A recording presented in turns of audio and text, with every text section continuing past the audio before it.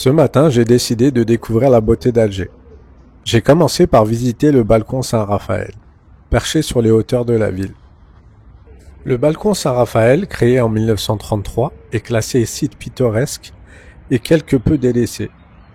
Considéré dans les années 1930 comme l'un des plus beaux belvédères du monde, il ne figure plus sur les tablettes des agences de tourisme et des tours opérateurs. Certains opérateurs du secteur ignorent l'existence même de ce site. Situé dans le quartier d'El Biyar, pourtant il offre une vue panoramique sur Alger incroyable.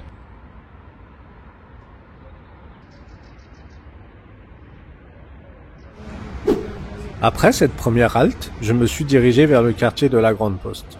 Les bâtiments historiques avec leur architecture élégante témoignent du riche passé de la ville. J'ai pris le temps d'admirer les détails sculptés tout en écoutant le bourdonnement de la vie qui m'entourait.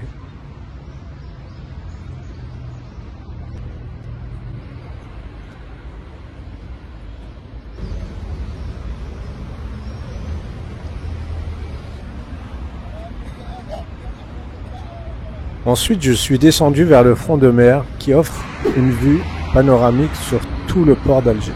Dans un style néo-mauresque, l'immeuble de la Wilaya fut élevé en 1913.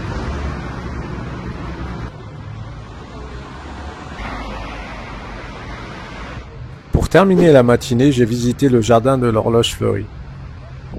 Construit en pente, ce jardin fleuri offre une très belle vue sur la baie d'Alger.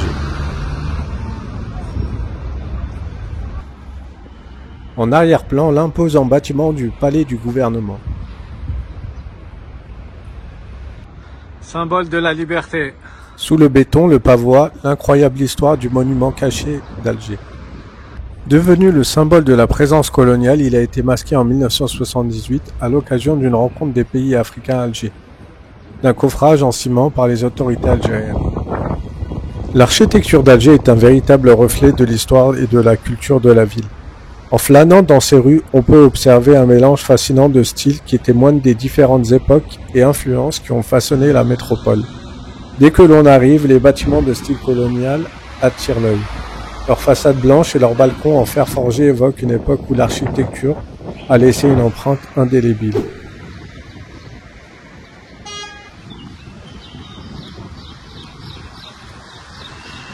Le café Tatonville a été réalisé en 1875 par deux frères d'origine française, Jules et Prosper Tourtel.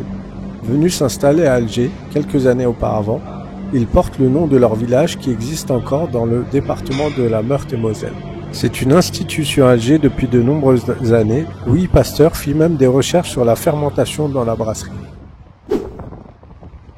L'hôtel El Horaci, situé dans la magnifique ville d'Alger, est un établissement emblématique qui incarne l'excellence de l'hospitalité algérienne.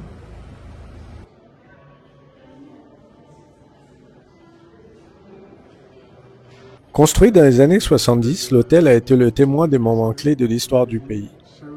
Il a accueilli des personnalités, des chefs d'État, des diplomates et des célébrités internationales, faisant de lui un lieu chargé d'émotions et de souvenirs.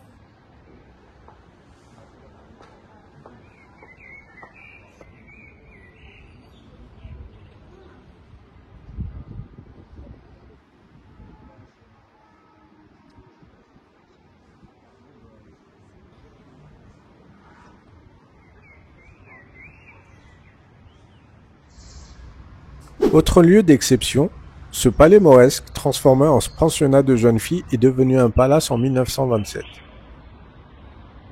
Che Guevara, Edith Piaf, Winston Churchill, la liste est longue des personnalités internationales qui ont laissé leurs empreintes. L'architecte Fernand Pouillon, qui habitait tout près, l'a rénové en 1982 et lui a ajouté 2 ailes pour souligner son style mauresque et lui redonner de sa splendeur. L'établissement appartient aujourd'hui à une chaîne étatique.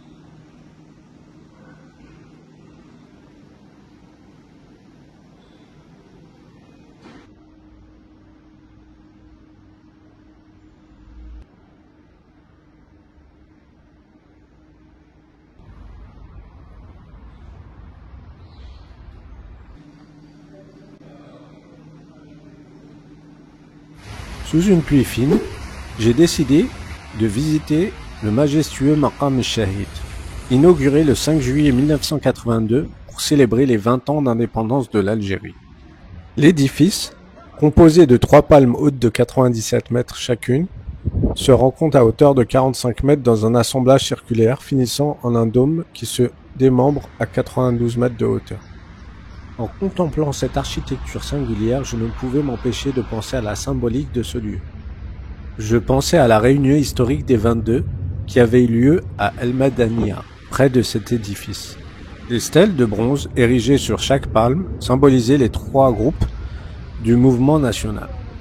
L'Armée de Libération Nationale, l'ALN, l'Armée Nationale Populaire, l'ANP, et le Mouvement National. J'ai aussi visité le Musée National du Moudjahid qui se trouve au pied du Mémorial du Martyr. Inauguré en 1984, ce musée est dédié à la mémoire de la lutte contre la présence française et à la guerre d'Algérie. En entrant, le parcours commence dans le hall central où l'on peut admirer le portrait du groupe des 22.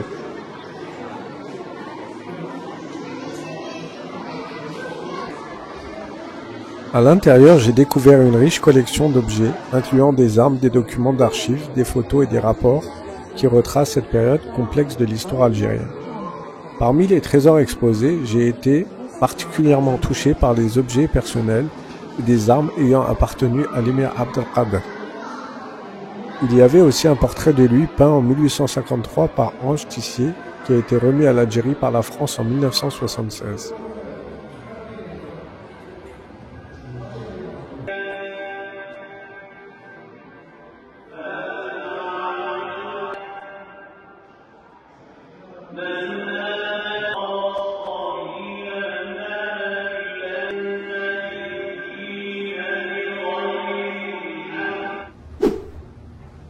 J'ai terminé la journée par un peu de shopping, d'abord au centre commercial de Garden City, situé dans le quartier de Cheikh-Anga à Alger.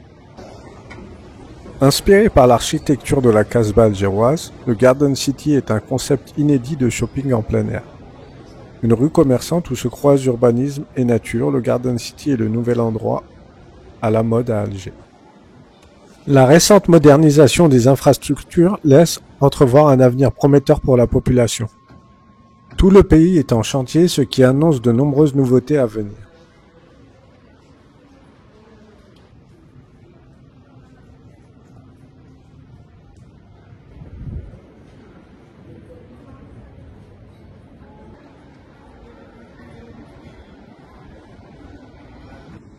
J'ai remarqué qu'en Algérie, on observe une véritable montée en gamme dans de nombreux commerces et produits.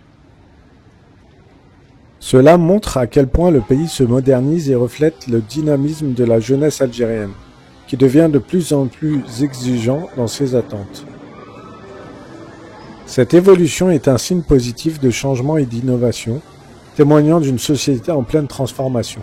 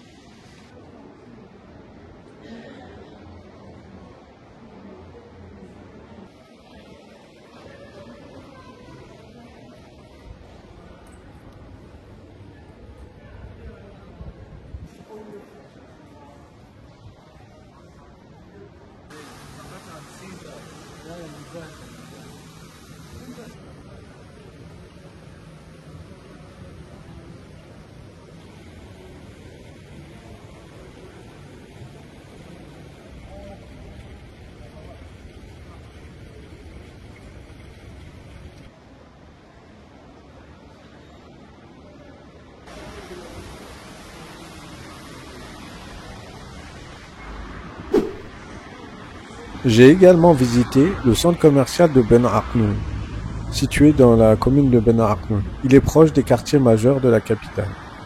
Avec une surface locative de 19 000 m² répartie sur 4 niveaux, le centre commercial abrite 22 enseignes, 6 restaurants ainsi qu'un food court extérieur avec 3 restaurants. On y trouve également un parking souterrain de 3 niveaux pouvant accueillir 400 véhicules.